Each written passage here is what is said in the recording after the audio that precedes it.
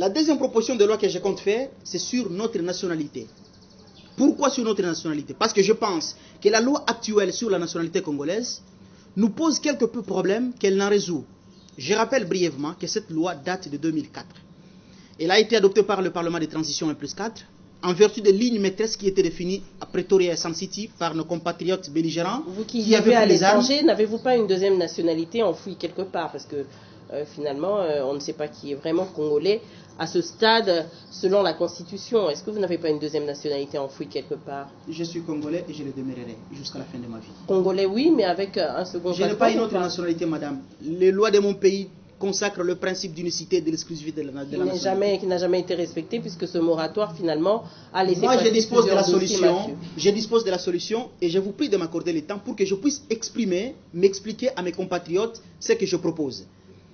J'aimerais que nous puissions modifier notre loi sur la nationalité. Pourquoi? Parce que je constate que cette loi nous pose quelques problèmes. Cette hypocrisie nationale. Je prévois 4 amendements. Le premier amendement, c'est la consécration du principe d'allégeance perpétuelle de la nationalité congolaise d'origine. Parce que je pense qu'un Congolais d'origine ne peut aucunement perdre sa nationalité congolaise, même s'il arriverait à acquérir une ou plusieurs nationalités à travers le monde.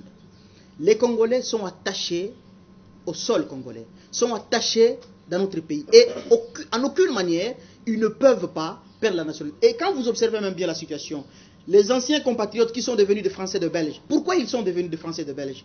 C'est seulement pour des raisons économiques. C'est seulement pour des raisons d'adaptation sociale. Ils ne sont pas moins congolais que nous. Vous arrivez aujourd'hui sur Paris, sur Champs-Élysées, vous rencontrez un ancien congolais, parce que la loi aimerait que nous puissions les qualifier ainsi. Vous dites, mais monsieur, vous n'êtes plus congolais. Il vous dit, congolais. Donc, il ne se reconnaît pas français. Il reste toujours congolais. Deuxième amendement que je compte prévoir dans cette loi, c'est la limitation ou la redéfinition des responsabilités publiques qui doivent être assumées tant par les anciens Congolais ou par les Congolais, parce que la nationalité congolaise, ils la garderont toujours, par les Congolais qui détiendront d'autres nationalités étrangères et par les Congolais d'acquisition. À l'époque, par exemple, conformément à notre loi de 81, qui avait instauré la petite et la grande naturalisation. Vous voulez faire l'armée, monsieur?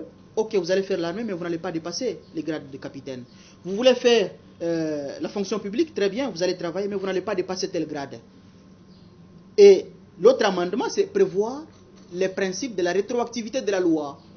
Tous les juristes savent qu'une loi n'existe que pour le présent et pour l'avenir. Mais nous pouvons dire dans cette loi qu'elle doit rétroagir pour couvrir un peu tous les anciens Congolais qui seraient devenus des Français de Belges. Parce que si nous ne le faisons pas, à la veille de chaque processus électoral, nous allons encore connaître des procès bidons dans ces pays.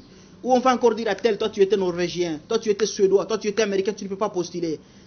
Et nous excluons nos compatriotes alors que nous, dans la coalition CASH, qui est aujourd'hui conduite par le président Félix Tshisekedi, nous avons mis la réconciliation nationale parmi nos priorités.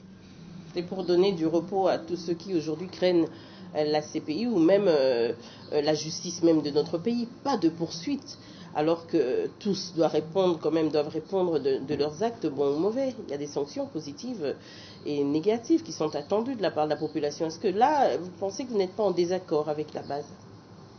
Bien au contraire, je pense que je suis en harmonie parfaite avec la base. Parce que la base veut ainsi. Si aujourd'hui, madame, parce que nous n'avons pas assez de temps, pourquoi le principe de la double nationalité n'a jamais été accepté dans ces pays?